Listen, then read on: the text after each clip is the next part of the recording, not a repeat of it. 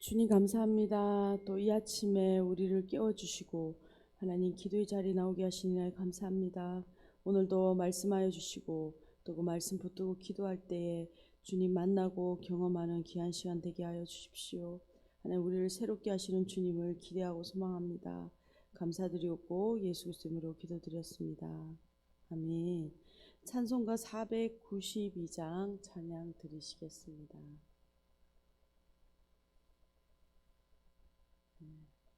찬송가 492장입니다.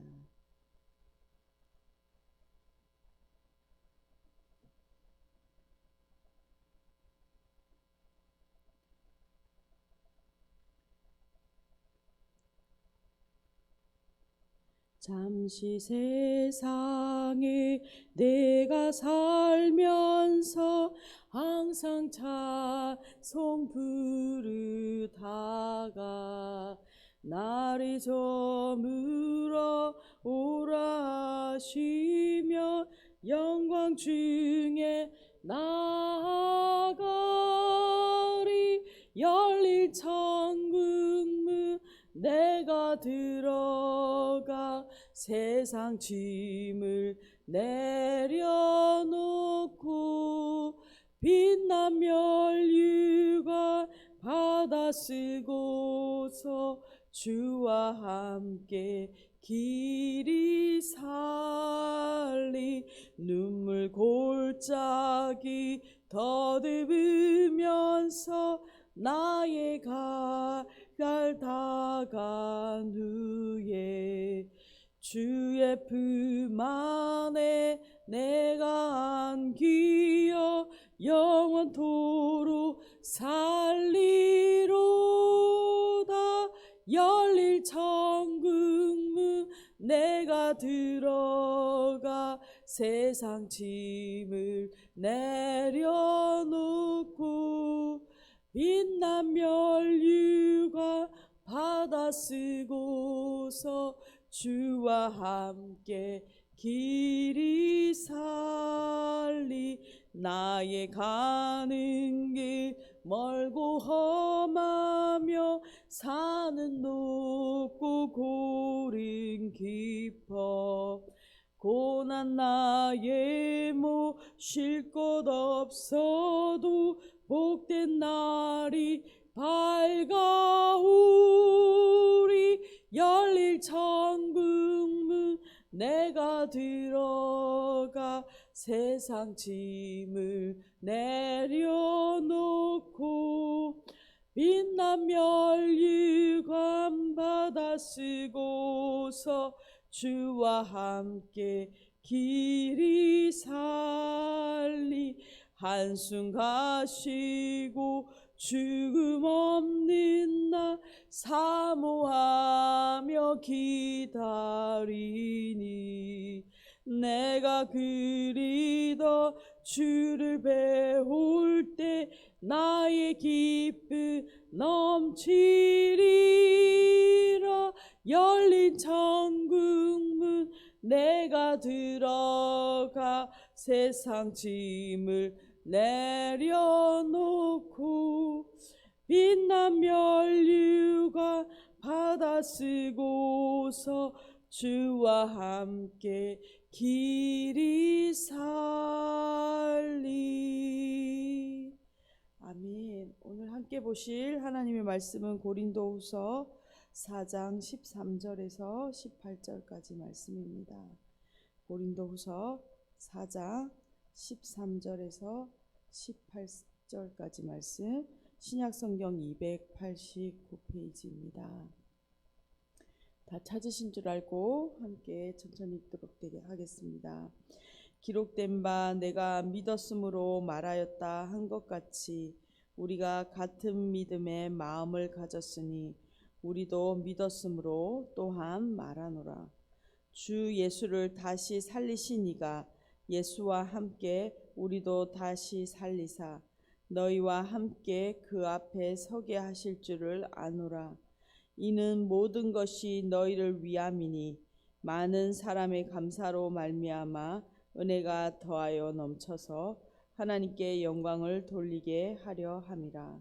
그러므로 우리가 낙심하지 아니하노니 우리의 겉사람은 낡아지나 우리의 속사람은 날로 새로워지도다. 우리가 잠시 받는 환난에 경한 것이 지극히 크고 영원한 영광 중한 것을 우리에게 이루게 함이니 우리가 주목하는 것은 보이는 것이 아니요 보이지 않는 것이니 보이는 것은 잠깐이요 보이지 않는 것은 영원함이라. 아멘. 저희는 지금 고린도후서 말씀을 묵상하고 있습니다. 고린도후서는 앞서 눈물의 편지라는 세 번째 편지가 있고 이 서신을 받고 잘못을 돌이키고 또 회개한 공동체가 다시 회복되는 과정 속에 있습니다. 이런 상황 속에서 사도 바울은 다시 방문을 기대하며 기록하고 있습니다. 어제 말씀은 사도 바울이 자신이 진리를 나타내며 예수님의 주되심을 전파한다라고 고백했죠. 예수님을 위한 종된 우리는 보배를 가진 질그릇입니다. 그러니까 우리가 보배가 아닌 것이죠. 우리는 질그릇이고 우리 안에 예수 그리스도인 보배를 소유하고 있습니다. 이것은 우리에게 죄송합니다. 아무 능력이 없고 오직 하나님께 말씀을 깨닫게 하는 것이죠. 오늘 말씀을 이어갑니다. 13절입니다. 기록된 바 내가 믿었으므로 말하였다 한 것 같이 우리가 같은 믿음의 마음을 가졌으니 우리도 믿었으므로 또한 말하노라. 바울의 대적들은 바울의 삶의 모습과 사역에서 바울의 연약함을 비난했습니다. 사도 바울은 자신의 겉사람이 이렇게 초라하고 연약하다는 것을 부정하지 않고 인정하고 있습니다. 사도 바울은 자신의 고난받고 연약한 모습들 속에서 오히려 예수님의 생명의 능력이 나타나기 위함이다라고 앞서 11절과 12절에서 말하였죠. 이제 더 나아가서 자신의 인내를 통해서 고린도 교회 성도들도 고난 가운데 하나님을 신뢰하는 법을 배우길 소망한다라고 말하고 있습니다. 사도 바울은 헌신적인 이러한 사역의 동기가 자신을 죽음에서 구해주신 하나님께 감사하는 마음 때문이다라고 말합니다. 그러니까 구원에 감사하는 그 마음, 그 감격으로 이렇게 자기가 수고하며 헌신하는 이 사역을 한다라고 말하고 있는 것이죠. 13절은 사도 바울이 시편 116편 10절을 인용하여 자신의 마음을 고백한 구절입니다. 116편 10절은 시편 10절은 내가 크게 고통당하였다고 말할 때에도 나는 믿었도다라는 구절입니다. 이 시편 116편은 하나님이 자신을 환난과 고통에서 건져주심을 경험한 이 시편 저자가 하나님의 자비를 찬양하고 하나님께 헌신할 것을 노래하는 시입니다. 바울 자신도 이 시편의 저자와 같이 고통에서 건져주신 그 주님을 구원해 주신 주님께 감사하는 것이죠. 고통에서 건져주실 것과 또한 죽음에서 생명으로 인도해 주실 것을 이 시편을 인용하면서 확신하고 있는 것입니다. 사도 바울의 고백이 또한 우리의 고백 되기를 간절히 소망합니다. 우리의 연약함 가운데서 하나님 어떤 분이십니까? 구원하시고 건져주시는 분이시고 또한 그 하나님을 신뢰할 때에 사도 바울의 고백과 같이 우리를 구원하시는 하나님의 능력을 보게 될 것입니다. 14절입니다. 주 예수를 다시 살리신 이가 예수와 함께 우리도 다시 살리사 너희와 함께 그 앞에 서게 하실 줄을 아노라. 사도 바울은 그리스도와 함께 부활할 것을 믿음으로 고백합니다. 자신뿐만 아니라 고린도 교회 성도들 모두가 하나님 앞에서 서게 될 것을 확신하고 있죠. 부활의 소망을 가진 성도들은 두려움 없이 하나님 앞에 설 것을 소망하게 됩니다. 15절입니다. 이는 모든 것이 너희를 위함이니 많은 사람의 감사로 말미암아 은혜가 더하여 넘쳐서 하나님께 영광을 돌리게 하려 합니다. 바울이 헌신적인 사역을 감당하는 두 번째 동기는 모두 너희를 위함이다라고 밝히고 있습니다. 이 모습은 마치 부모가 자녀들을 낳아서 우리가 기를 때에 그 자녀들을 위하여 온전히 헌신하는 모습을 우리가 생각하면 되겠습니다. 사도 바울이 새 언약의 일꾼으로 이렇게 수고하는 것은 많은 사람이 하나님의 은혜를 알고 하나님께 감사함을 통해 그 은혜가 넘치게 하기 위함이다. 복음 전파의 이유이죠. 또한 고린도 교회가 새롭게 회복되고 하나님 자녀로 자라가는 것을 위함입니다. 사도 바울은 더 많은 사람들이 복음을 듣고 회심하여 하나님께 영광을 돌리기를 간절히 소망하고 있습니다. 그러면서 16절입니다. 그러므로 우리가 낙심하지 아니하노니 우리의 겉사람은 낡아지나 우리의 속사람은 날로 새로워지도다. 사도 바울은 영혼의 강건해짐과 그리고 육체의 연약해짐, 이 두 가지를 말하고 있는데요. 이것을 통해서 자신이 낙심하지 않는 이유를 설명하고 있습니다.